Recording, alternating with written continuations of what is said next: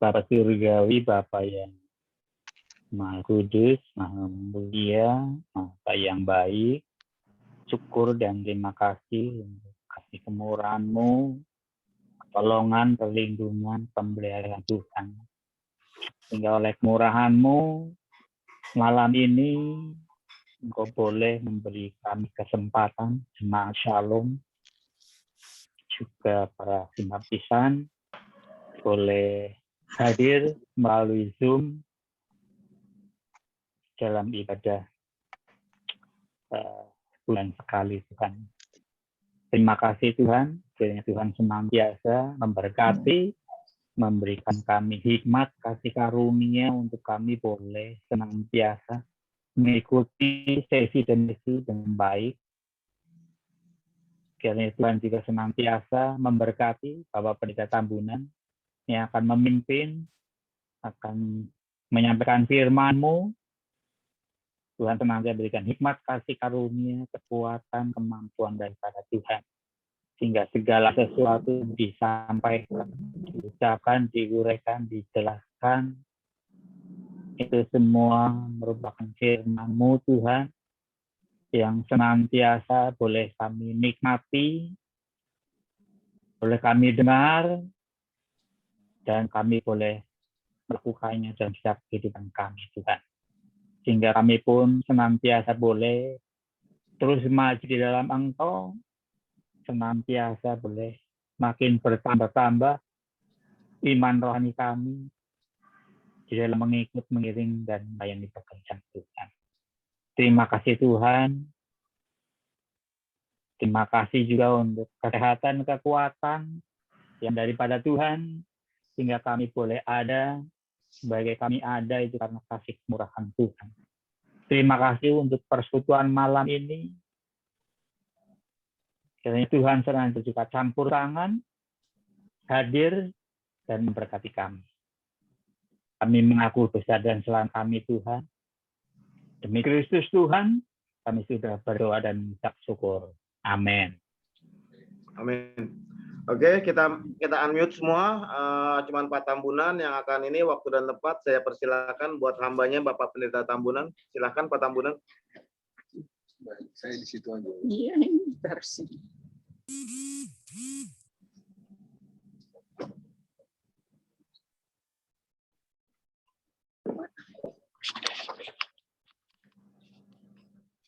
Kelihatan Pak? Sudah kelihatan belum? Oh iya Pak. Matikan itu.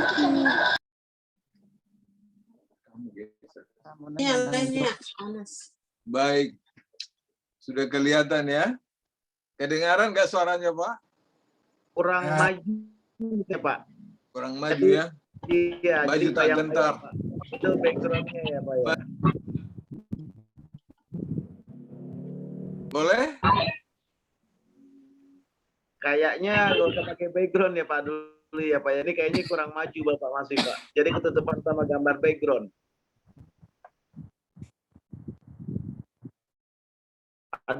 Ada yang bisa bantu Pak Tambunan mungkin di lokasi.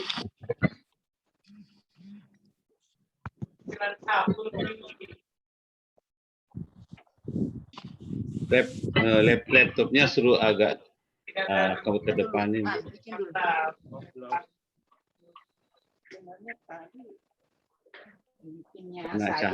Kena cahaya. Bang Pardin mungkin lebih tahu nih Bang ya. Pak lagi bantu nih Pak. Oke. Ini Daud Hapu itu. Good. Baru datang Pak. Iya bagus Pak, bagus. Sambil menunggu saya say hello juga yang baru datang semuanya ya ada Tadinya Daud, di sini saya, tapi Parlis, Nggak usah Bang Parlis, komentar itu. Ya, selamat malam. Maaf, ya, terlambat masuk. juga Semuanya kedengaran suara. Guning Siagian dari Purworejo, Bapak Andreas Bambang, Daniel Manalu, Suyati Ngadiman, selamat datang semuanya di acara Zoom GBI Shalom setiap bulan sekali. Rimba Edison, kabar bro? Ada lagi yang baru datang, Ferry, Bapak Saudara John Bancin, selamat datang semuanya. Sambil menunggu ya. Udah boleh begini Pak? Sudah boleh Ya. Pak? Ada dari Sumatera juga itu Bapak Daud Hapu. Iya betul. Selamat datang Bapak Daud. Udah oke Pak ya? Oke. Saya berikan tepat semuanya untuk Pak Tambunan Pak. Monggo Pak. Udah boleh Pak? Iya silakan Pak. Baik. Selamat malam semuanya ya. Malam. Sampai jumpa lah ya, dalam Zoom kita ini. Terima kasih Pak Cahyo. Salam. Oke, sekarang ya, tolong dimunculkan yang dikirim itu Pak. Ya, bahannya tolong dimunculkan Pak Cahyo. Tema kita bagaimana saya mengalahkan dosa dalam kehidupan saya. Tolong munculkan Pak. Ya. Baik. Inilah bahan pelajaran kita malam hari ini. Bagaimana saya mengalahkan dosa dalam kehidupan saya. Diundang Pak Tambunan. Seorang Kristen lahir baru mempunyai Mengalahkan dosa. sifat, yaitu sifat lama, yaitu adanya nafsu kedagingan dalam tubuh kita, dan sifat baru, disebut juga manusia baru. Keinginan daging berlawanan dengan keinginan roh. Itu terdapat dalam Galatia 5 ayat 16-17. Dan saya harap kita yang ikut Zoom ini ada Alkitab di hadapannya ya. Setiap orang Kristen merasakan, mengalami adanya perlawanan, ya, peperangan di antara dua keinginan tersebut ya. Suka disebut juga manusia lama berantam dengan manusia baru. Satu Romawi, saudara-saudara, mari kita belajar tentang natur atau sifat dari dosa. A, dosa itu melanggar hukum Allah. Itu tercatat dalam 1 Yohanes pasal 3. Ayatnya. Di atas. 1 Yohanes 3 ayat yang keempat. Sebab dosa melanggar juga hukum Allah, dikatakan ya.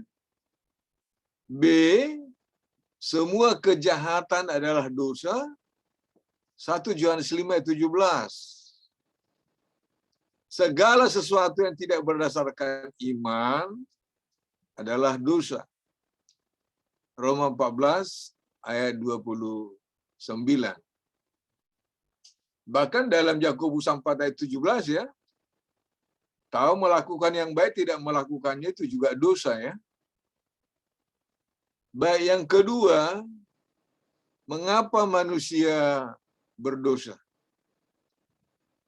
A, manusia berdosa karena mewarisi sifat dosa dari Adam.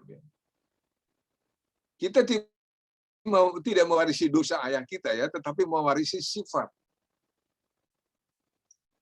dosa dari Adam. Roma 5 ayat 12, sama seperti dosa telah masuk ke dalam dunia oleh satu orang dan oleh dosa itu juga maut. Demikianlah maut itu menjalar kepada semua orang karena semua orang telah berbuat dosa.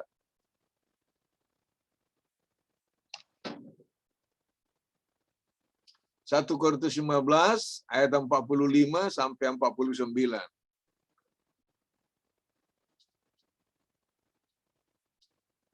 Ya, kita keturunan Adam ya.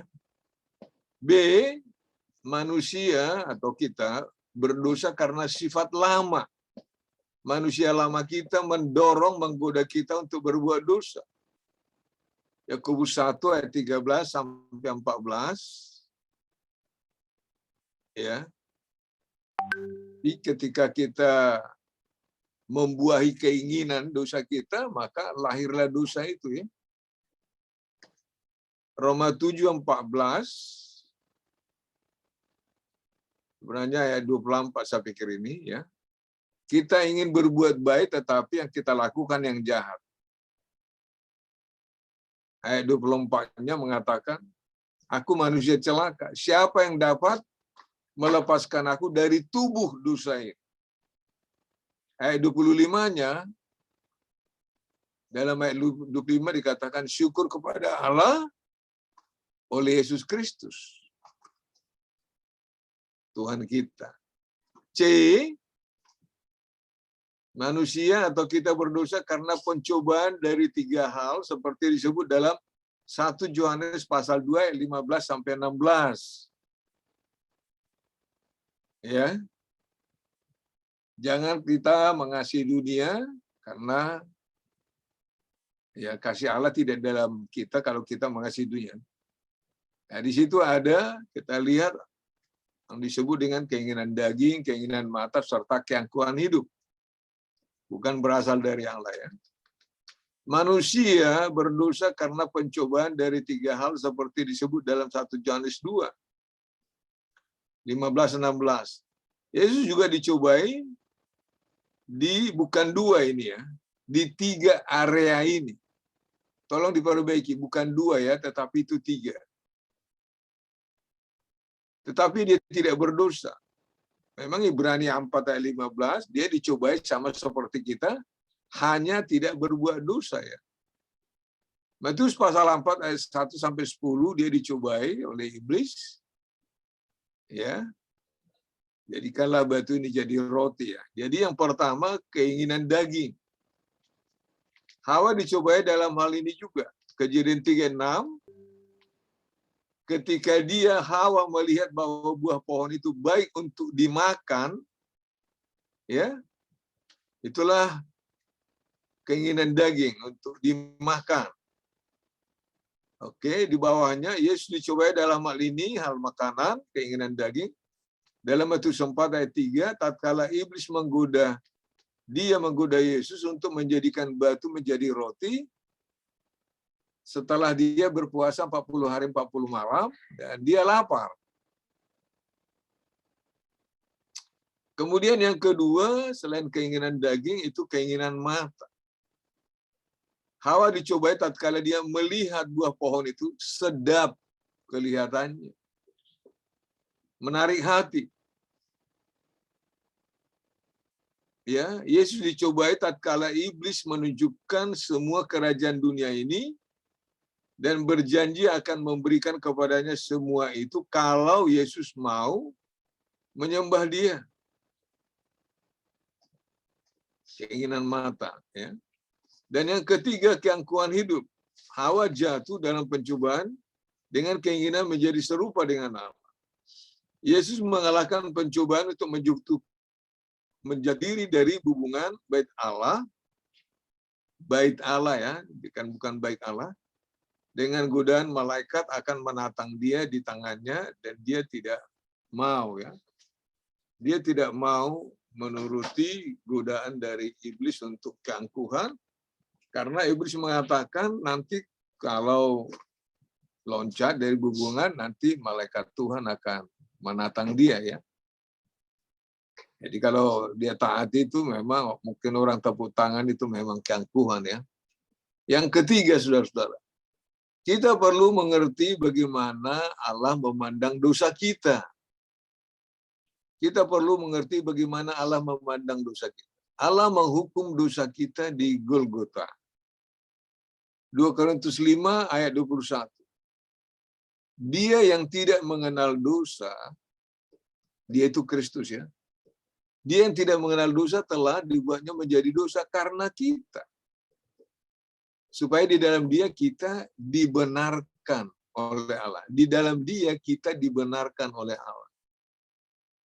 B, Allah akan menghajar kita, bukan mengajar ya. Bahkan dari pembacaan Ibrani 12 ini, selain menghajar juga menyesah ya. Allah akan menghajar kita sebagaimana bapak menghajar anaknya kalau terus berbuat dosa. Ibrani 12 ayat 5 sampai 11 ya. Kalau anak memang dihajar ya, tapi tujuannya memang baik ya. Jadi kita lihat di sini yang C, Allah akan mengizinkan kita menuai panen ya. Apa yang kita sudah tabur, Galatia 6 ayat 7 dan 8 ya. Menabur dalam daging, menuai kebinasaan ya. Oke, di ayat 8 itu apa yang kita tabur itu yang kita akan tuai. Kalau kita menabur dalam dosa dalam hidup kita ya kita akan menuainya ya. Yang keempat, saudara-saudara, cara bagaimana kita dapat mengalahkan dosa. Kita harus bertanggung jawab atas dosa-dosa kita. Dosa kita adalah kesalahan kita sendiri, bukan kesalahan orang lain. Kita harus bertanggung jawab atas dosa kita sendiri. Amsal 28 ayat 13. Ya, Amsal 28 ayat 13. Siapa menyembunyikan pelanggarannya tidak akan beruntung. Tetapi siapa mengakuinya akan disayangi. B, jangan membiarkan pikiran kita dikuasai pemikiran-pemikiran yang jahat. 2 Korintus 10 ayat 5. Ya. Saya hanya kutip bagian belakangnya. Kami, kata Paulus ya, kami menawan segala pikiran dan menaklukkannya kepada Kristus. Jangan membiarkan pikiran kita dikuasai hal-hal yang jahat ya. C, jangan merawat tubuhmu untuk memuaskan. Jangan merawat tubuhmu untuk memuaskan keinginannya.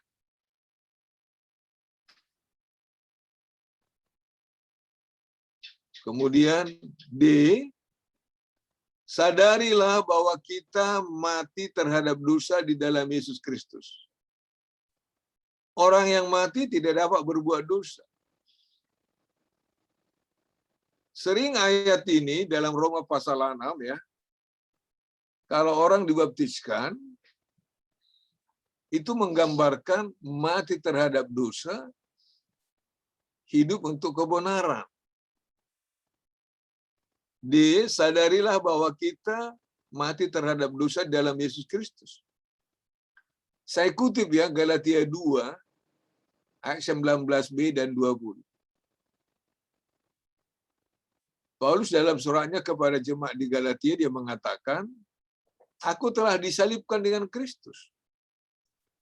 Padahal kita tahu Rasul Paulus itu tidak ikut disalibkan di Golgota. Tapi dia bilang, aku telah disalibkan dengan Kristus. Kematian Kristus itu kematian terhadap dosa. Itulah yang digambarkan memang ketika seseorang memang dibaptiskan dengan cara selam ya. Sadarilah bahwa kita mati terhadap dosa. Bukan mati dalam dosa ya, mati terhadap dosa di dalam Yesus Kristus. Orang yang mati tidak dapat berbuat dosa. Ya, itu di dalam Roma 6 ayat 7 ya. Siapa yang sudah mati bebas dari dosa. Jadi kita perlu menyadari, menganggap diri kita mati terhadap dosa di dalam Yesus Kristus ya. Kolose 3 ayat 1 sampai 10 ya. E, kita harus menguji diri kita sendiri. Kita setuju, kita memandang, setuju dengan Allah bahwa hal itu yang kita lakukan itu adalah dosa ya. Iya. Ibu Tambunan membuka Alkitab 1 Korintus 1. 1 Korintus 1, tolong saudara-saudara buka 1 Korintus pasal 1, pasal 11 maksudnya. 1 Korintus 11 ayatnya 31 dan 32. 1 Korintus 11, 31 dan 32. Baca. Kalau kita menguji diri kita sendiri, hukuman tidak menimpa kita. Tetapi kalau kita menerima hukuman dari Tuhan, kita dididik supaya kita tidak akan dihukum bersama-sama dengan dunia. Itu Iya. tadi ya. Hmm? Kita harus menguji diri kita sendiri. Kita setuju dengan Allah bahwa yang kita lakukan yang nggak benar itu adalah dosa ya. Kemudian F, mengakui dosa kita kepada Allah ya. 1 Yohanes 1 ayat 9. Jika kita mengaku dosa kita, maka Ia adalah setia dan adil, sehingga Ia akan mengampuni segala dosa kita dan menyucikan kita daripada segala kejahatan ya. Dari segala kejahatan. Oke, G, cara bagaimana kita dapat mengalahkan dosa, menjauhi dosa. G, menyimpan firman Allah di dalam hati kita untuk melawan dosa. 1 Korintus 10 ayat 13. Pencobaan-pencobaan yang kamu alami ialah pencobaan-pencobaan biasa yang tidak melebihi kekuatan manusia. Sebab Allah setia. Karena itu, karena Allah setia. Ia tidak membiarkan kamu dicobai melampaui kekuatan. Pada waktu kamu dicobai, Ia akan memberikan kepadamu jalan keluar. Sehingga kamu dapat menanggungnya. Jadi Allah memberikan kepada kita jalan keluar dari pencobaan yang kita alami. Mazmur 119 ayat 9 sampai 11 ya. Firman Allah dapat menghindarkan kita daripada jatuh ke dalam dosa. Ayat 9 dari Mazmur 119. Dengan apa orang muda mempertahankan kelakuannya bersih? Dengan menjaganya sesuai dengan firman Tuhan ya.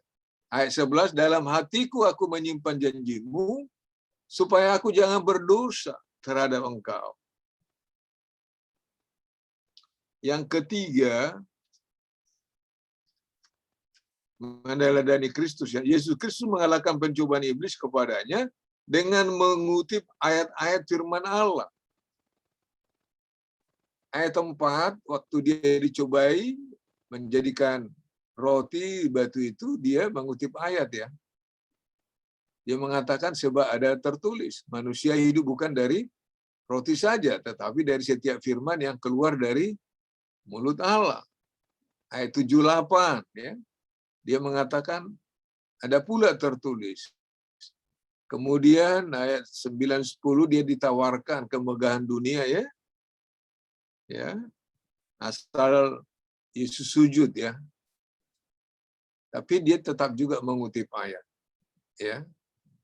Dan setelah 3 kali dicobai oleh iblis dan dia memakai firman Tuhan, iblisnya itu mundur. Kita melihat di sini memang Yesus mengalahkan cobaan untuk berdosa itu dengan firman Tuhan ya. Bukan dengan doa ya. Bukan berarti bahwa kita tidak perlu berdoa. Kita memang dikatakan ya, berjaga-jagalah ya, sadarlah dan berjaga-jagalah ya. Supaya kita keinginan apa ya?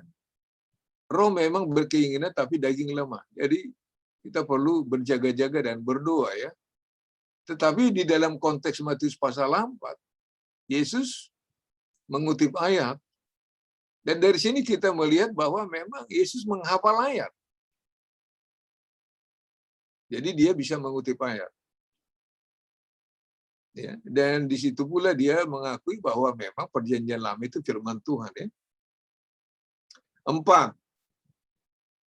Ya, kepastian untuk menang terhadap dosa dalam kehidupan kita adalah melalui kuasa firman Allah dan menerapkannya dalam hidup kita sehari-hari. Saya ambil dari Efesus 6 ayat 17 ya. Ketopong keselamatan, pedang roh adalah firman Allah. Ya. Dari Efesus pasal 6 ayat 10 sampai dengan 18 itu kan ya, kita disuruh memakai perlengkapan senjata Allah ya. Dan salah satu adalah pedang roh, dan pedang roh ini adalah ofensif ya, menyerang ya. Memang untuk bertahan itu perisai iman. Tetapi untuk melawan ya, menyerang ya, pakai pedang roh, itu firman Allah. Kepastian untuk menang terhadap dosa dalam kehidupan kita adalah melalui kuasa firman Allah dan menerapkannya dalam hidup kita sehari-hari. Ibrani 4 ayat 12 ya, firman Allah hidup dan kuat, lebih tajam dari pedang bermata dua manapun, yang menusuk amat dalam sampai memisahkan jiwa dan roh, sendi-sendi dan sumsum. Ia tahu membedakan pertimbangan dan pikiran hati kita. Percayai janji-janji Allah untuk menyucikan diri kita, dan percayai Allah bahwa Dia juga membantu kita melawan pencobaan-pencobaan terhadap diri. Hidup dipimpin roh, hidup kita dalam kuasa roh. Galatia 5 ayat 15, ayat 16 sampai 25 ya. Kalau kita memberi diri dipimpin oleh roh, kita tidak berbuat dosa. Kalau kita dipimpin oleh roh Tuhan, roh kudus, kita akan mengeluarkan buah-buah roh yang 9 itu. Demikian juga dalam Roma 8 ayat 1 sampai 8. Ya. Hidup kita dipimpin roh, kita tidak jatuh dosa ya. Kemudian J, bertobat. Kalau kita benar-benar berduka cita, kalau kita benar-benar berduka cita atas dosa-dosa kita, kita akan bertobat. Mari lihat saudara-saudara, buka ya, 2 Korintus 7 ayat 10 sampai 11. 2 Korintus 7, 10 sampai 11. Setelah kita melakukan seperti yang disebutkan di atas, jangan kita kembali kepada dosa kita. Terjauhlah dari pencobaan itu. Mohon kepada Allah agar kita membenci dosa dan tidak lagi melakukannya. 2 Korintus 7 ayat 10 sampai 11, Ibu Tambunan bacakan. Sebab sukacita menurut kehendak Allah menghasilkan tobatan yang membawa keselamatan. Tetapi duka cita yang dari dunia ini menghasilkan kematian. Sebab perhatikanlah betapa justru duka cita yang menurut kehendak Allah itu mengerjakan pada kamu kesungguhan yang besar, bahkan pembelaan diri, kejengkelan, takutan, kerinduan, kegiatan, penghukuman. Di dalam semuanya itu kamu telah membuktikan bahwa kamu tidak bersalah di dalam perkara itu. Baik. Jadi sebelumnya itu memang bertobat ya, berbalik dari dosa. Kalau kita benar-benar berduka cita atas dosa-dosa kita, kita akan bertobat. Kalau bertobat, ya, kalau bertobat, jangan kita kembali lagi kepada dosa kita itu, tapi kita menjauhkan diri dari pencobaan dosa itu. Kita juga perlu memohon kepada Allah agar kita membenci dosa dan tidak lagi melakukannya. 2 Petrus 2 ayat 22. 2 Petrus 2 ayatnya yang ke-22.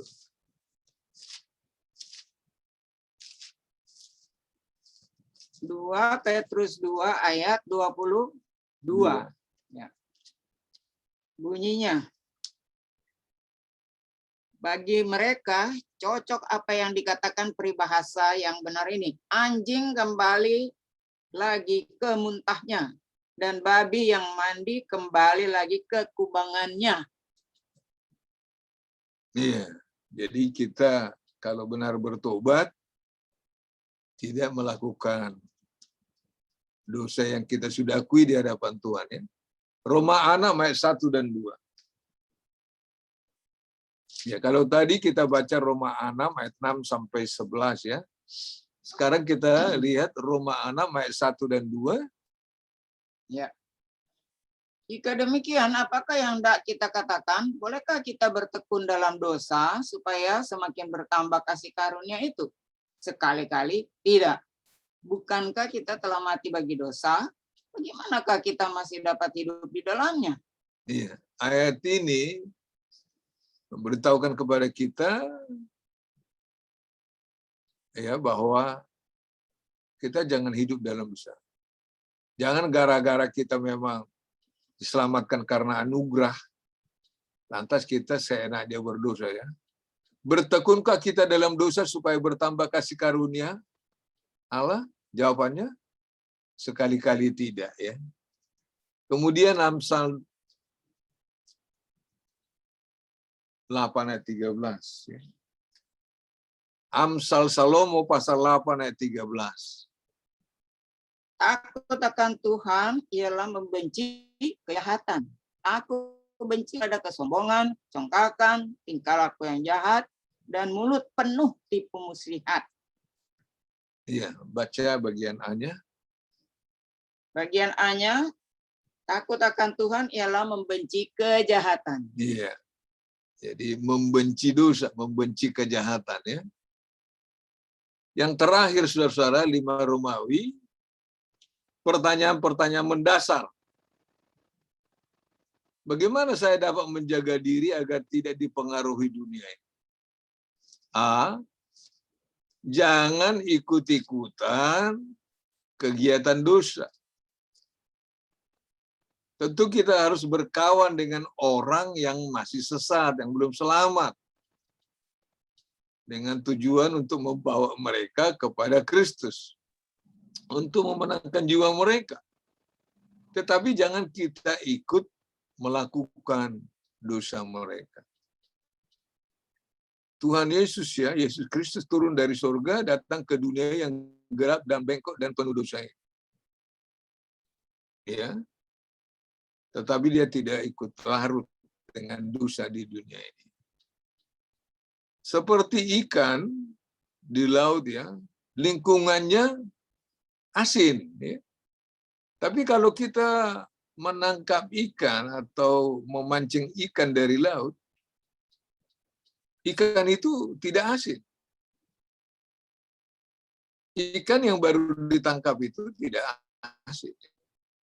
Nah, itu maksudnya di sini ada dalam dunia, tetapi memang kita sebagai makhluk sosial kan harus berkawan ya. Tapi jangan kita ikut-ikutan dengan dosa lingkungan kita.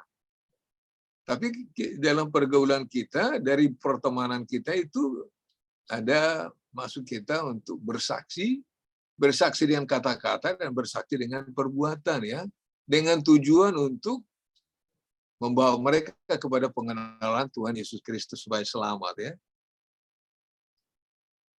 Oke, Efesus pasal 5. Efesus 5 ayat 5 sampai 12. Baca dengan cepat.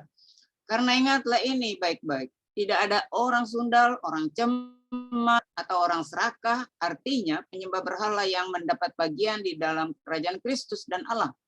Janganlah kamu disesatkan orang dengan kata-kata yang hampa, karena hal-hal yang demikian mendatangkan murka Allah atas orang-orang durhaka. Sebab itu, janganlah kamu berkawan dengan mereka. Memang dahulu kamu adalah kegelapan, tetapi sekarang kamu adalah terang di dalam Tuhan. Sebab itu, hiduplah sebagai anak-anak terang.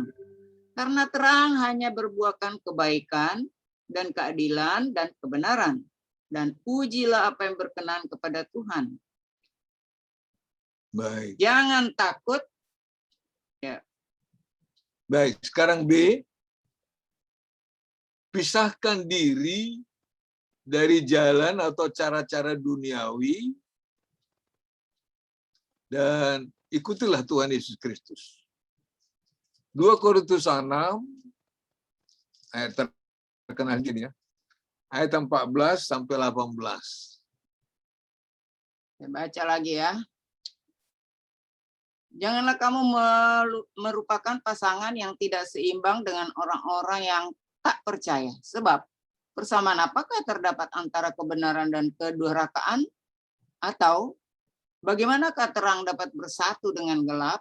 Persamaan apakah yang terdapat antara Kristus dan Belial? Apakah bagian bersama-sama orang percaya dengan orang-orang tak percaya?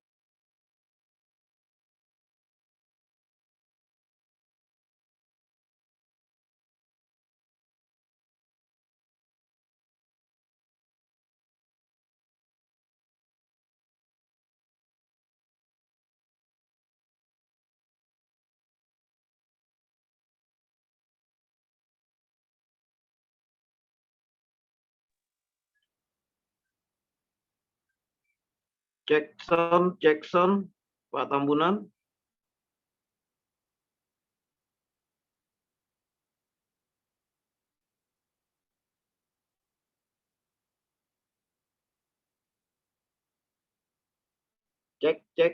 Jackson.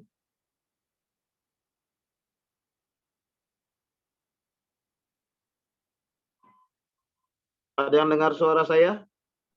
Bro, mati apa suara dari itunya Bapak nggak ada tuh. Berarti Lagi dari koneksi. saya. Koneksi.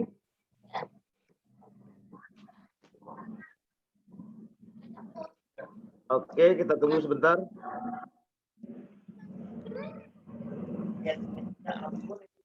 Jackson, Pak Tambunan, Ibu Tambunan. Hujan nggak Palmera? Oke, nggak apa-apa.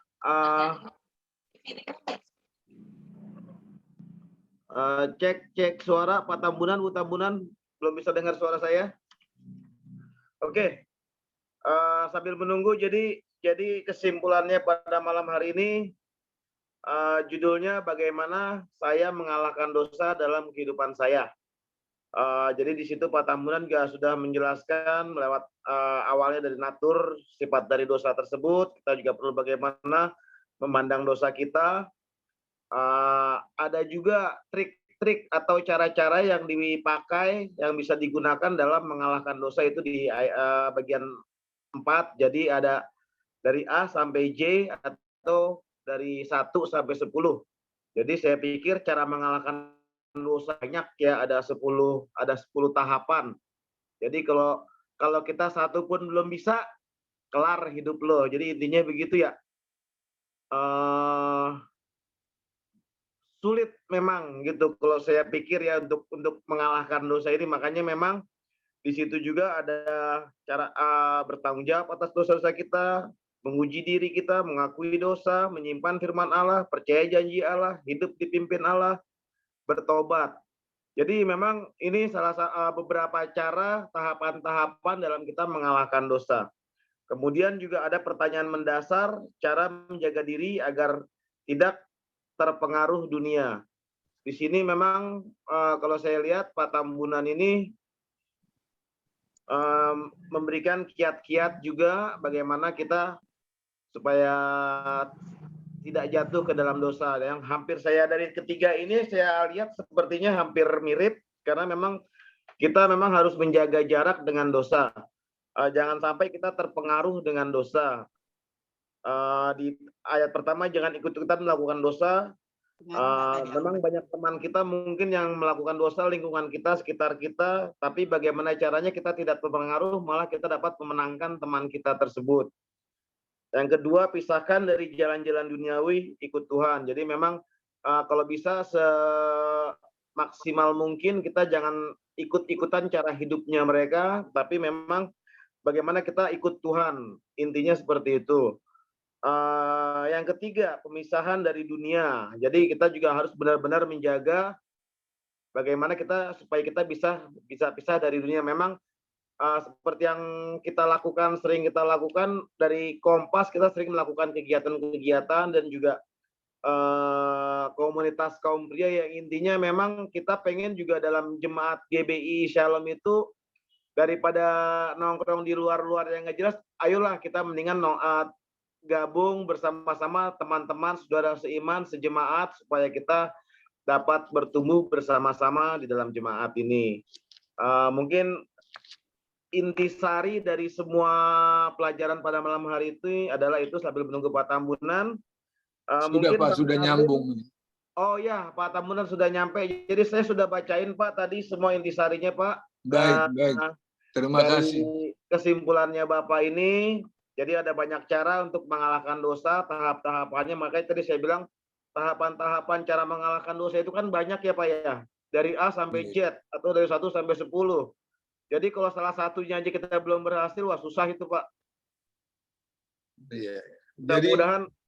Jadi memang yang terakhir itu tadi ada bagian B, Ibu Tambunan sudah baca ya. Memang ada konteksnya di situ, memang soal pasangan ya. Ya. Ya, jadi jangan berpasangan dengan yang tidak seiman, tidak seimbang lah ya. Satu beriman, satu nggak beriman itu tidak seimbang. Satu percaya Kristus, satu percaya Beliau nggak seimbang. Satu terang, satu gelap tidak seimbang ya. Jadi bagian terakhir itu tadi itu bagian B ya. Dan C, kita perlu juga menyadari bahwa pemisahan ya, separation ya. Kita perlu juga menyadari bahwa pemisahan juga adalah hal yang positif. Kita bukan hanya terpisah dari dunia, tetapi juga kita harus memisahkan diri kepada Injilnya, Roma 1 ayat 1, saudara. Jadi demikian Pak Cahyo, ya Bapak sudah ambil tadi summary-nya, bagikan. Mungkin ini kesempatan untuk tanya jawab mungkin Pak. Ya. Jadi semua partisipasi. Kalau ada yang bertanya, ada yang bisa menjawab, silakan. Nah, ini karena ini kan tujuan Bapak juga supaya kita ada persekutuan ya di Zoom. Betul. Oke. Jadi saya ambil alih dulu Pak Tambunan ya. Silakan Pak, silakan. Oke. Jadi kalau yang saya lihat dari pertanyaan-pertanyaan mendasar ini memang kayaknya arahnya lebih baik sepertinya marilah kita bergaul dengan orang teman-teman yang istilahnya malah mendukung kita dalam pelayanan gitu ya Pak ya. Iya Pak. Malah lebih mendekat kepada orang-orang yang memang akan merusak kita. Jadi sebenarnya program-program dari GBI Shalom itu dari kaum pria, kaum wanita, remaja itu semuanya sebenarnya tujuannya adalah bagaimana kita membina suatu kelompok atau komunitas yang bisa saling mendukung, saling bertumbuh. Itu sebenarnya cara kita untuk menjaga diri kita dari pengaruh dunia ini. Oke, sebelum kita lanjutkan, ada yang bertanya dulu? Mungkin dari semua peserta ada pertanyaan, silahkan. Langsung di mute ininya, langsung tanya boleh.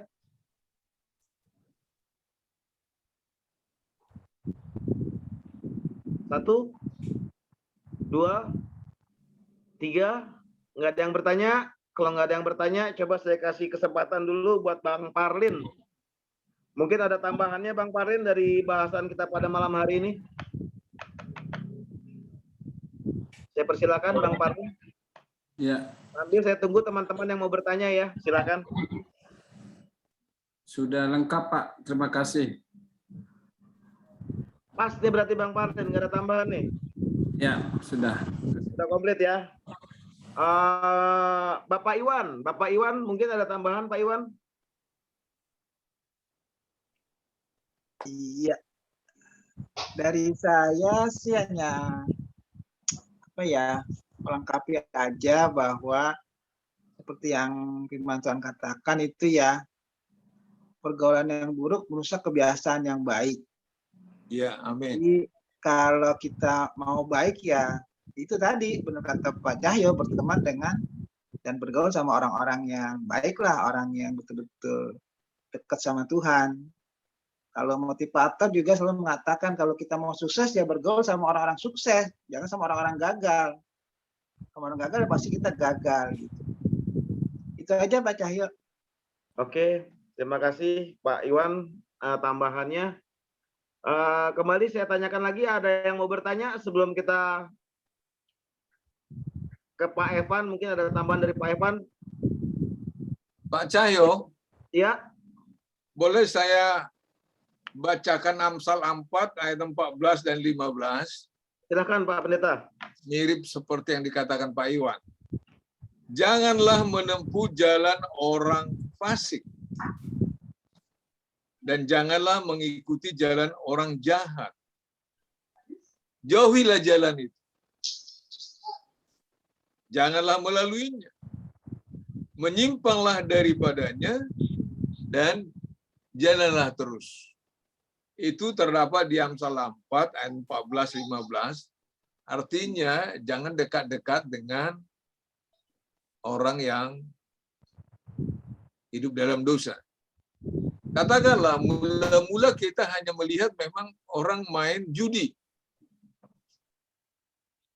Jadi kita tertarik, kita lihat dia menang, kemudian kita ikut, kita pikir kita yang menang, taunya kalah. Atau memang dengan peminum ya. Kita dekat-dekat, jadi kita bisa kesedot juga memang. Kita ikut. Jadi firman Tuhan bilang, janganlah menempuh jalan orang fasik, dan janganlah mengikuti jalan orang jahat. Jauhilah jalan itu, janganlah melaluinya, menyimpanglah daripadanya, dan jalanlah terus. Jadi kita perlu memang memisahkan diri, menjauhkan diri. Tetapi juga ada nasihat tadi, kita memang sebagai makhluk sosial dan memang kita ingat amanat agung, kita kan mesti menggarami, ya. Kita memang harus berteman, tetapi dengan tidak ikut dosanya, tapi untuk tujuan memenangkan jiwa, ya, bagi Kristus. Terima kasih Pak. Yang lain silakan tambahkan. Iya, terima kasih Pak. Ada pertanyaan dulu sebelum saya lempar ke Pak Evan? Saya Pak. Oke, siapa itu? Daud Pak, Daud.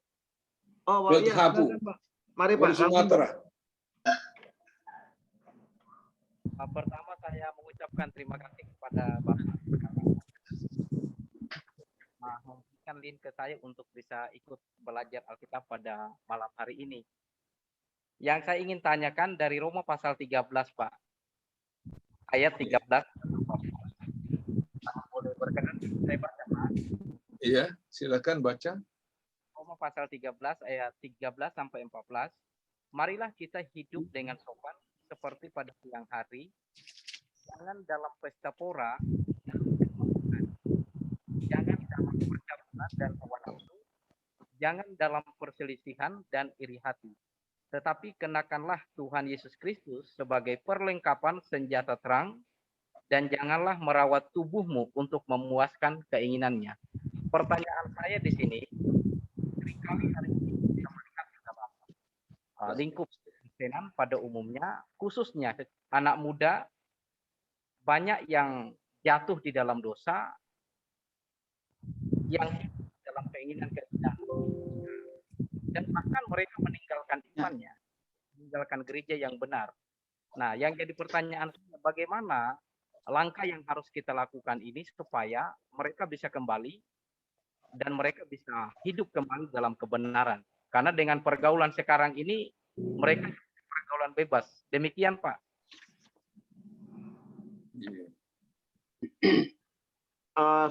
Sudah nangkap pertanyaannya, Pak Tambunan? Iya. Jadi memang tadi dalam pelajaran kita juga kan dunia ini kan sudah jatuh dosa ya. Iya. Jadi mungkin pertanyaan apakah dia itu sudah pernah di dalam Tuhan atau memang masih di luar? Sudah di dalam Tuhan, Pak. Kalau sudah di dalam Tuhan memang ya. Kalau sudah di dalam Tuhan, kita memang mendengar bahwa orang yang sudah di dalam Tuhan, orang yang selamat itu ada keinginan daging berantem dengan keinginan roh, kan? Jadi orang ya banyak berlumur dengan dosa karena tadi pergaulan, ya, tidak menjauhkan diri dan memang tidak memakai cara Tuhan Yesus, yaitu melawan dosa itu dengan firman Tuhan. Nah, jalan keluarnya saya kira Pak Daud, jadi dia perlu ditempel, Pak. Dia perlu didekati, di follow up, dan kita minta dia untuk juga menghafal ayat, ya. Dan dia juga perlu pilih teman. Jangan dia masuk di bar atau berteman dengan pemabuk. Tadi kan sama dengan Pak Iwan juga udah kutip, ya. Pergaulan yang buruk merusak kebiasaan yang baik. Memang jalan keluar tadi di sini kan nomor satu memang firman Tuhan, karena meneladani Yesus, ya, mengalahkan pencobaan. Tapi dari Galatia 5, jikalau kita memberi diri dipimpin roh, kita tidak melakukan keinginan daging kita, ya. Karena kalau kita lihat keinginan daging kita dalam Galatia pasal 5, ya, ayat 19 itu yang pertama langsung percabulan, ya. Percabulan, iri hati, pertengkaran, percederaan, ya. Zina, ya. Ya. Jadi caranya saya kira tempel, Pak. Ya. Kalau dia sudah diinjili, kemudian dia kembali ke Mesir, kembali ke teman-temannya, dia juga, ya, bisa tergoda jatuh, Pak. Jadi kalau pertanyaan Bapak, bagaimana dia mengaku orang Kristen, tapi pergaulannya memang sangat bebas? Kalau pendapat saya memang sebagai kita gembala, Pak, ya, kalau boleh memang dekati dia, ya, follow up dia, ya, muridkan, ya, ajak dia supaya banyak bergaul dengan Bapak atau bergaul dengan kegiatan orang Kristen di gereja, gitu. Memang seperti Bapak katakan, ya, dan memang dinyatakan dalam Alkitab dunia ini kan makin jahat. Jadi benteng diri kita sendiri itu memang firman Tuhan dan bimbingan Roh Kudus, ya. Tidak ada orang yang bisa menang tanpa firman Tuhan, ya, dan kerelaan dipimpin Roh Tuhan. Demikian Pak Daud, kalau ada yang mau ditambahkan, ada pertanyaan atau belum jelas, dan kalau ada teman-teman juga yang mau menambahkan, silakan Pak, ya. Kawan-kawan yang lain kalau ada. Tapi silakan dulu Pak Daud, ya. Baik, terima kasih Pak. Mungkin sudah jelas, tetapi mungkin saya minta sedikit pendapat dari Bapak. Ya. Ini terjadi di dalam jemaat, Pak. Sudah 3 kali ada yang bersangkutan di dalam jemaat. Satunya dulu masalah judi, keras, dan juga macam-macam yang dia perbuat. Sehingga kita telah melakukan disiplin itu 3 kali di dalam jemaat. Sampai ketiga kali kita panggil dan kita bangun pendekatan, tidak ada perubahan. Hari ini kita nasihati, oke, kemudian lakukan lagi. Nah, kita ajak saksi untuk membina, bahkan kita bangun terus pendekatan. Tetapi yang bersangkutan tidak ada perubahan, sehingga kita keluarkan dari keanggotaan. Pertanyaan saya, apakah itu salah, Pak? Itu saya kira justru kita biaya itu. Ya, karena kan kalau menurut Matius 18, ya, orang tahu dia berdosa kan dekati. Ada 4 mata, kemudian 6 mata atau 8 mata. Kemudian 1 Korintus pasal 5, kan? Bahkan 1 Korintus pasal 5 kita wajib, ya. Kalau baca ayat 10 sampai dengan terakhir kan, usir itu. Keras kata itu ya. Usirlah. Usirlah yang melakukan kejahatan di antara kamu kan. Ya. Dan yang ketiga, menurut pendapat saya, kalau memang orang hidup di dalam dosa, saya nggak yakin dia itu sudah selamat ya, sudah lahir baru. Kalau hidup dalam dosa. Tadi kita udah membaca, kalau orang jatuh dosa, dia berduka cita. Duka cita menurut kehendak Allah itu mendatangkan keselamatan, tapi duka cita dunia menghancurkan dia. Jadi kalau pertanyaan Bapak mengatakan apakah yang kita lakukan salah, justru itu Alkitabiah. Ya, jangan pelihara orang yang hidup dalam dosa. Itu kan 1 Korintus pasal 5 kan? Buanglah ragi yang lama itu. Buang. Ya. Saya pernah belajar bahasa Inggris, kalimatnya begini, Daud. The rotten apples injures its neighbor. Jadi kalau ada apel yang busuk di dalam satu keranjang, buang yang busuk itu supaya jangan membusuki yang lain. Kalau ada anggota gereja yang hidup dalam dosa, yang Bapak lakukan itu udah baik. Usir supaya jangan nanti yang lain ikut-ikutan. Itu Alkitabiah, Pak, 1 Korintus pasal 5, Matius 18. Bahkan dalam Matius 18 dikatakan anggap dia orang kafir kan? Anggap dia tidak mengenal Allah kalau sudah dinasihati, ya. Sudah diajari, sudah dibimbing gitu ya. Di dalam 1 Korintus pasal 5 ya. Jadi kalau kehidupannya memang hidup dalam dosa, memang kita menghakimi yang di dalam gereja dan usir. Jadi yang Bapak lakukan itu memang udah benar, Pak. Saya kira tidak salah. Memang bagi seorang gembala, bagi seorang pendeta, Pak, yang paling sulit dilakukan itu adalah mendisiplin orang, ya, mengusir orang. Kalau saya memang kehendak saya dalam jemaat, orang hidup dalam dosa, saya mengharap dia mengundurkan diri. Ya. Tapi tetap ada pendekatan lebih dulu. Ya. Pendekatan lebih dulu, nasihati. Karena kita kan nggak boleh maksa orang. Ya, kita kan tetap menghargai soul liberty, atau kemerdekaan jiwa seseorang. Tanggung jawab kita kan menasihati, mengajar. Ya, Timotius 3:16 ya, pakai firman Tuhan. Segala tulisan di dalam kalam yang bermanfaat untuk mengajar, ya, itu for doktrin ya.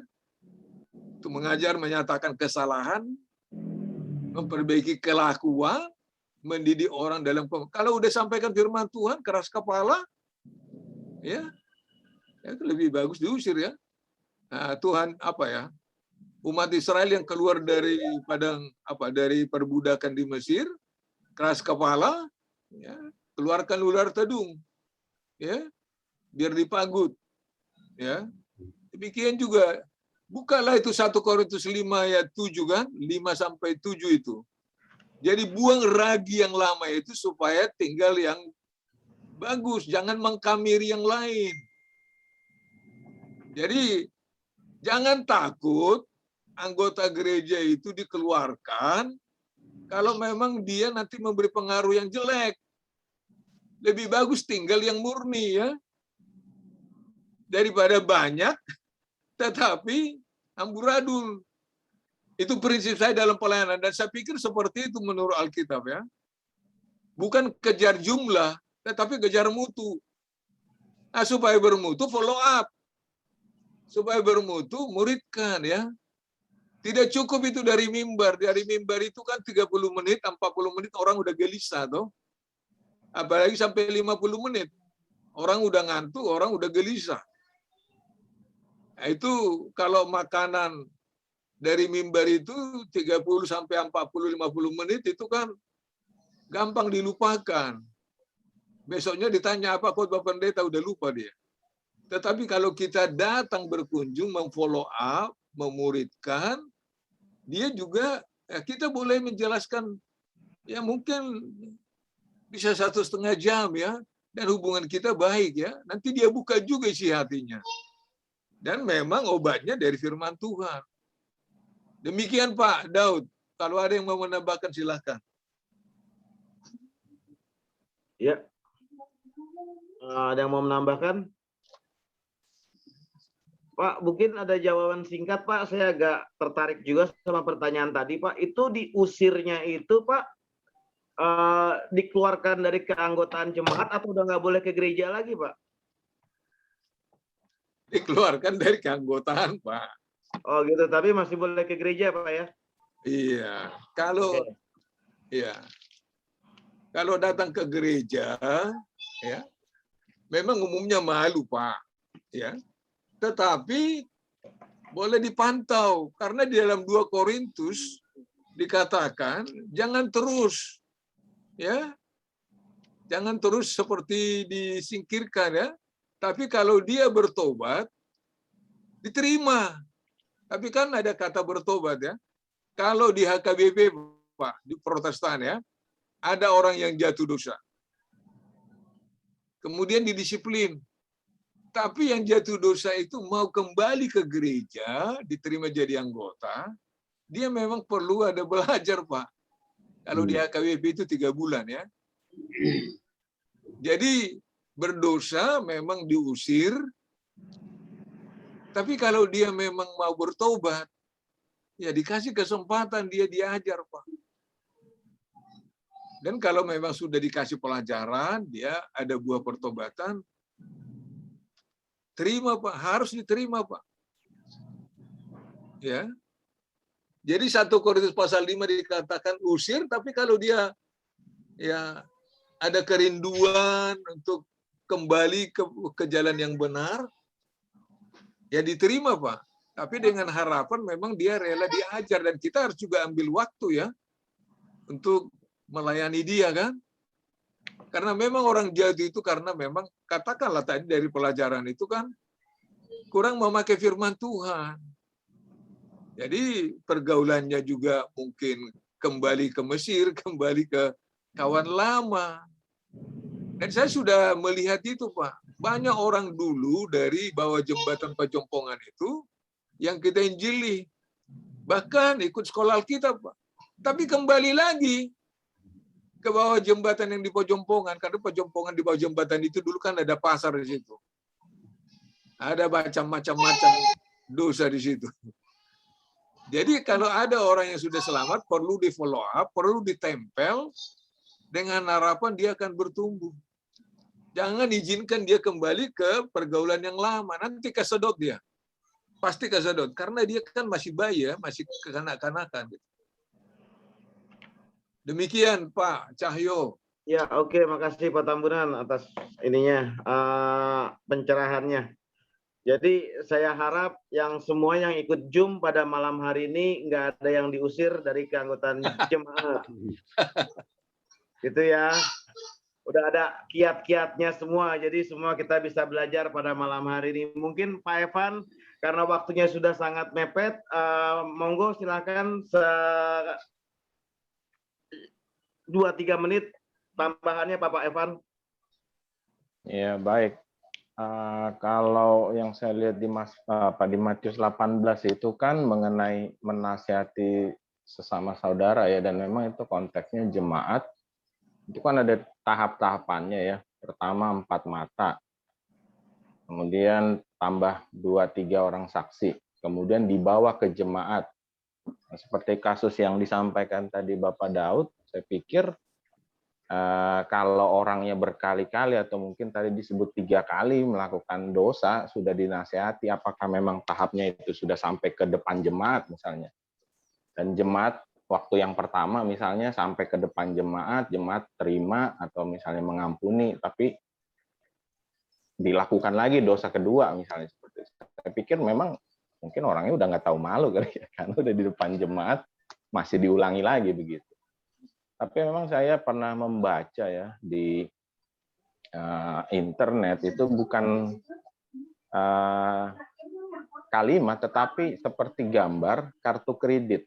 Ini di luar dari yang konteks contoh orang yang tadi disebutkan jemaat yang bermasalah ya. Jadi Dosa itu seperti kartu kredit, enak di depan, pahit di belakang.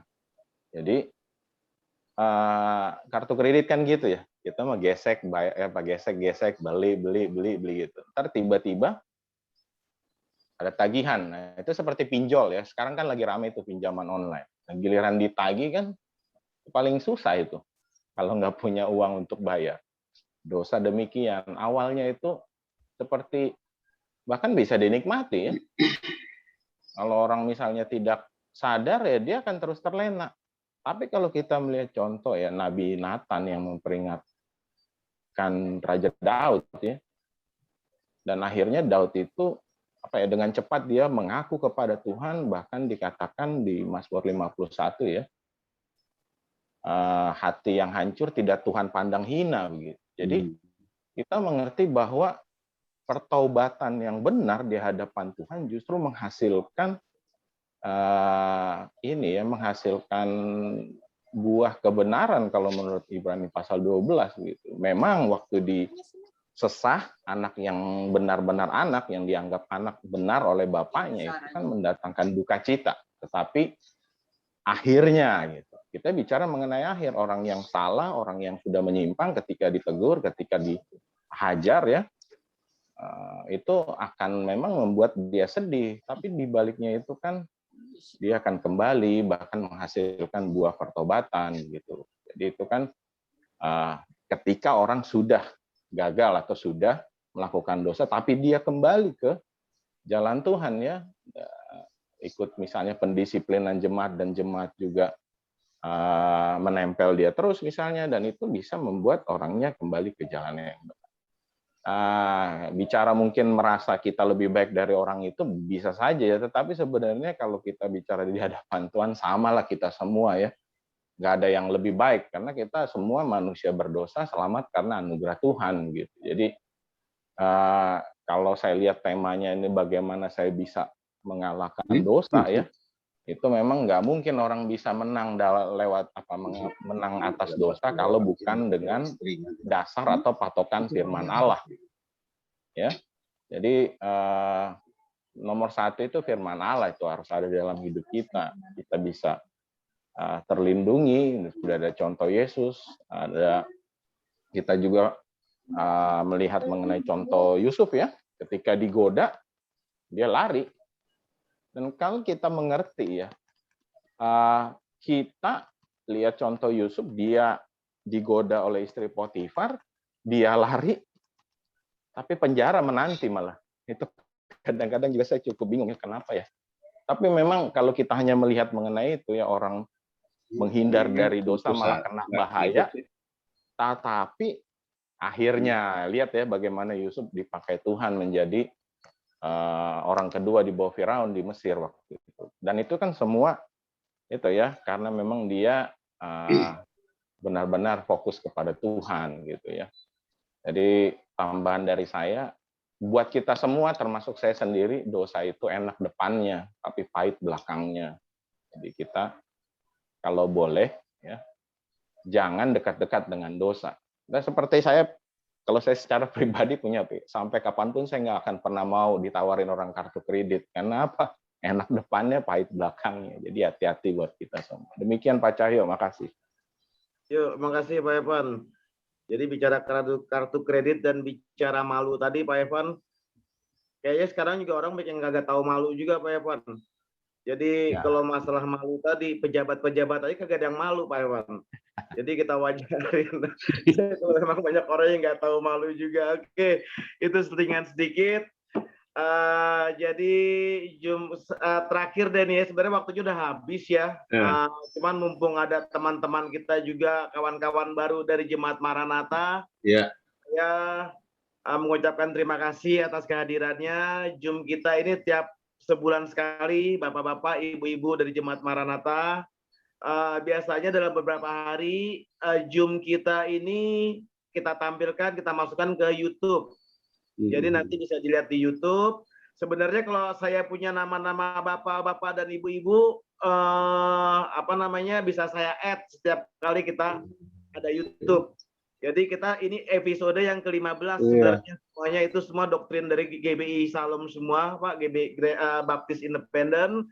Itu bisa dilihat nanti Bapak-bapak, Ibu-ibu bisa lihat di YouTube dengan Zoom GBII Shalom. Itu nanti akan keluar semua pelajaran-pelajaran kita. Pengajaran-pengajarannya seperti tadi, Pak, ada pakai kertas, pakai materi pembelajaran, sangat baik. Saya pikir bisa kita belajar sama-sama, bisa juga buat bahan khotbah juga sebenarnya bahan ini. Jadi sangat baik. Sekali lagi saya ucapkan selamat datang, selamat bergabung untuk GBI Jemaat Maranatha. Kita akan kabari lagi Zoom bulan depan. Terima kasih. Pak Cahyo. Iya. Boleh dong, nggak sampai 1 menit 30 detik. Oke, siap. Kalau buat apa aja boleh, Pak? Saya dari Maranatha Pondok Gede. Menanggapi tadi kasus yang dari Medan ya, Pak Daud ya. Sesuai dengan Riau, apa Pak. juga ya? Dari Riau. Riau. Kemudian ditanggapi oleh Pak Ivan, itu semua saya setuju, tapi saya juga berpengalaman terhadap jemaat yang seperti itu. Tapi kita bukan memandang hanya gampang memandang dia berbuat dosa, ditegur, dikeluarkan. Saya rasa lebih mendalam lagi kali pendekatannya ya. Satu contoh, kenapa dia merokok, ditegur, 2 kali ditegur, minum, tapi tetap minum. Dan tetap masuk gereja. Gitu. Kalau saya lebih melihat daripada penyebab dia minum itu kenapa, lebih ke sana lagi pendekatannya. Mungkin di lingkungannya dia minum gitu, jadi pendekatannya lebih jauh lagi sampai mungkin kita nggak akan bosan-bosannya sebelum kita memberikan satu vonis untuk keluarkan gitu.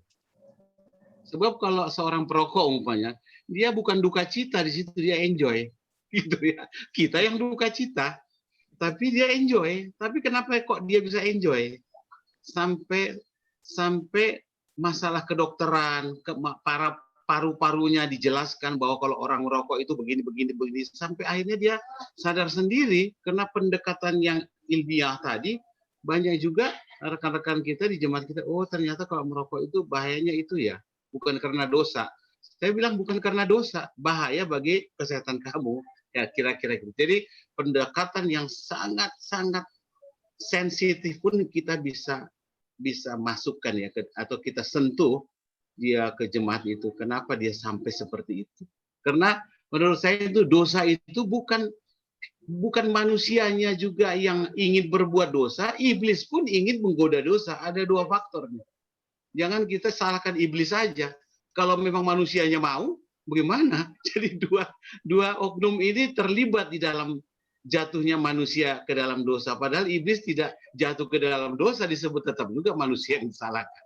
Jadi maksud saya kepada yang tadi di Riau, sangat-sangat lebih spesifik lagi kita menganalisa kenapa dia tidak bisa berubah. Sampai akhirnya kita nanti kalaupun harus terpaksa melakukan itu. Itu aja. Terima kasih. Oke. Makasih Pak Morris, masukannya itu ketendang semua banyak juga tuh Pak, ketendang omongannya Bapak itu termasuk saya tuh Pak. Oke. Mungkin ada lagi yang lainnya sebelum saya tutup. Oke. Pak Cahyo mau tambahkan ya. Mungkin saya nggak akan singgung lagi mengenai bahan tadi. Cuma karena begini, kita melihat bahwa memang acara ini bisa jadi berkat ya.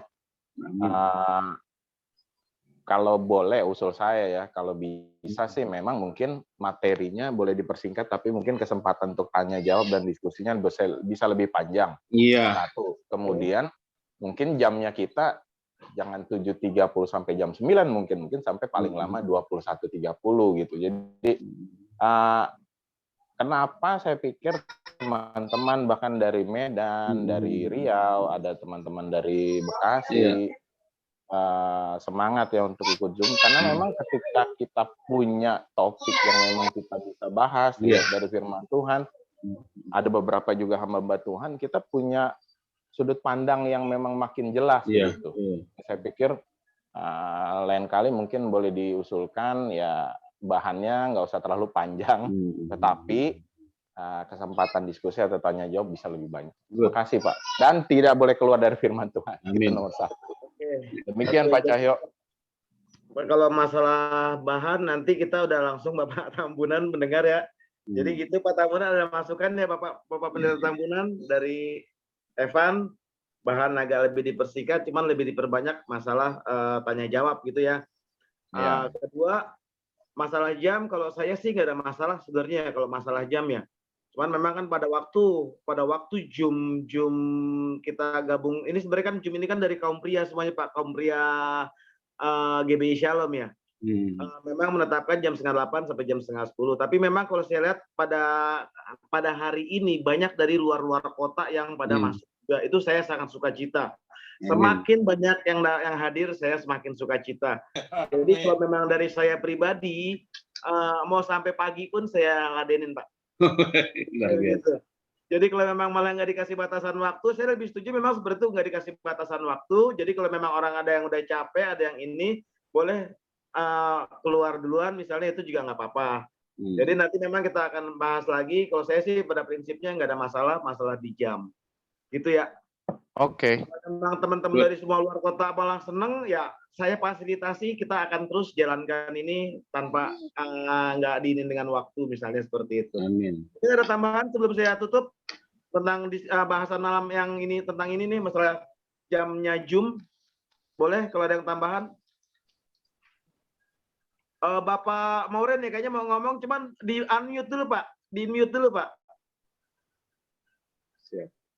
Oke, silakan Pak. Oh, masih belum di mute Pak.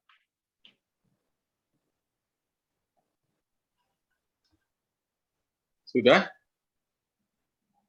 Belum bisa kayaknya. Oh iya siap, udah Pak. Mari Pak, silakan. Aduh, ditutup lagi. Yang ada gambar speaker Pak. Oh iya. Maksudnya saya lagi nih? Oh enggak, bukan Bapak siapa namanya yang ininya Bapak Angel ya? Pak Angel. Pak Angel, iya. Silakan, Pak Angel mau ada yang mau bicarakan? Saya mute ya. Tapi Pak Angel belum di-unmute ini. Dari kita nggak bisa unmute ya? Andreas. Unmute. Sudah. Iya, oke. Sudah. Oke, silakan Pak. Pak Angel itu. 1 detik aja. Ya, silakan Pak. Boleh lebih lah Pak. Yang merokok. Saya hanya 1 detik. Jangan-jangan dia belum bertobat. Belum mengalami Yohanes 3. Betul Pak. Kan tadi sudah dibilang sama Pak Gembala. Kalau orang yang sudah bertobat itu dia menjauhi dosa. Dan dia benci dosa. Ya. Tadi di bahan tadi. Sekarang pertanyaan, dia merokok melukakan Tuhan sama kita semua yang sebagai teman. Jangan-jangan ini hanya pertanyaan. Jangan-jangan dia bertobat. Ayo langsung bertobat. Bertobat, ayo. Siapa yang masih merokok? Bicarakan itu kan kesucian diri kan. Kita betul, kan Pak. Setuju. Nah, kalau dia masih merokok, sudah 3 kali dikasih kenal Matius 18, jangan-jangan saya punya pertanyaan. Saya bukan menghakimi. Ya, cuma kalau seorang dalam jemaat, berarti kan dia harus memahami tentang Yohanes 3. Meninggalkan segala dosa. Jadi baru. Itu aja kira-kira. Oke. Bapak dipakai Roh Kudus ini. Bapak dipakai Roh Kudus ini untuk menegur adik saya. Melihat ke sosok ya, saya melihat apa yang Tuhan bilang. Maaf, saya nggak mengganggu melihat ke sosok seseorang. Saya melihat apa yang Tuhan bilang di dalam Kristus, yang lama telah berlalu. Sesungguhnya yang baru sudah datang. Sudah dia punya pikiran, sudah pikiran yang baru. Bukan lagi. Saya juga perokok berat dulu. Perokok berat. Nah, itu aja saya kira-kira yang boleh saya. Terima kasih. Oke, Pak Angel ya. Terima kasih banyak masukannya Pak Angel. Tuh, siapa yang rokok ya? Saya, Pak. Oke. Ada lagi? Ada lagi? Sebelum kita tutup, tentang masalah jam, apa ada yang keberatan atau apa? Silahkan, mungkin ada masukan. Kalau nggak ada, saya minta tolong saudara Pak Fernando, aktif nggak, Do? Bisa bantu tutup dalam doa? Siap. Sebentar, sebelum lu tutup tuh. Sebelum Ya. lu tutup, nggak sopan kalau nggak kasih Pak Tambunan. Lu Pak Tambunan, ada kata penutup Pak Tambunan? Iya, kembali kepada inti pelajaran kita, closing statement-nya ya. Ya. Ya, tetaplah berpegang pada firman Tuhan. Ya. Memang kekristenan itu, Pak, Kristen itu kan ada yang kekanak-kanakan, ya. Jadi saya sudah sampaikan juga itu pernah di Maranatha bahwa jemaat di Korintus itu tidak kekurangan karunia, kaya karunia, tapi masih di pasal 1 sudah ada perselisihan. Di pasal 3 ada blok-blokan. Itu kan belum dewasa. Jadi orang Kristen itu ada yang kanak-kanak dan ada yang menuju kedewasaan. Memang targetnya kan menuju kedewasaan. Jadi apa ya? Jadi kenapa orang juga sudah uban masih kekanak-kanakan? Nah, itu bisa aja terjadi begitu kan? Secara rohani bisa seperti itu, walaupun bahkan sudah ikut beberapa kali panitia di gereja, tapi tetap juga masih kekanak-kanakan, itu bisa terjadi memang. Bagaimana caranya? Ya perlulah kembali memang ditempel itu. Karena firman Tuhan yang bisa mengubah. Jadi hubungan kita dengan orang yang kita layani itu memang perlu dekat. Dan kita jangan terlalu banyak perintah, tetapi kita memberikan contoh. Nah, saya pernah mendengar kesaksian dari istri saya di grupnya The Navigator ya. Kalau mentornya itu tidak pernah bilang orang dilayani jangan merokok. Dia diam aja, tetapi dia waktu mengajar tidak merokok. Dan bukan hanya tidak waktu mengajar, tapi kehidupannya nggak merokok. Jadi gara-gara sudah diajar dengan firman Tuhan dengan benar, dibarengi dengan contoh, orang itu berhenti merokok. Nah, kalau Bapak Angel tadi bilang perokok berat, istri saya itu perokok berat. Dan saya tinggalkan Siantar karena saya juga memang bukan hanya perokok ya, tetapi juga saya penghisap ganja dan minum tuak. Tapi saya memang ditangkap Tuhan di sini melalui hambanya Pendeta Selby Mayo, okelah ada ciptaan baru. Jadi saya kira seperti itu memang bagaimana yang ada juga memang belum bertobat, tetapi juga ada yang sudah bertobat tapi masih kekanak-kanakan. Kenapa kekanak-kanakan? Dia memang tidak minum susu yang rohani itu. Jadi supaya dia minum susu yang rohani itu ya ditempel lah. Sampai dia bisa menghafal ayat. Jadi ayat yang dihafal itu menolong dia seperti Yesus mengutip ayat ketika ada pencobaan. Karena persoalan konteks mengenai soal rokok itu kan memang tidak ada di Alkitab dilarang merokok. Ya, tetapi itu kan menjadi candu ya. Jadi itu kan memperbudak kan? Ya, menjadi pertanyaan nanti apakah kopi juga memperbudak? Ya, rokok memperbudak, ya, menjadi candu. Candu itu kan menjadi memperbudak ya. Kemudian memang dalam Korintus pasal 6 ayat 19-20. Atau tidak tahukah kamu bahwa tubuhmu adalah bait Roh Kudus yang diam di dalam kamu, dan bahwa kamu bukan milik kamu sendiri, sebab kamu telah dibeli dan harganya telah lunas dibayar. Karena itu muliakanlah Allah dengan tubuhmu. Jadi bukan hanya dosa rokok, dosa minum, dosa zina, dosa cabul, segala sesuatu yang memperbudak kita. Ya, mungkin terakhir ini yang memperbudak itu HP.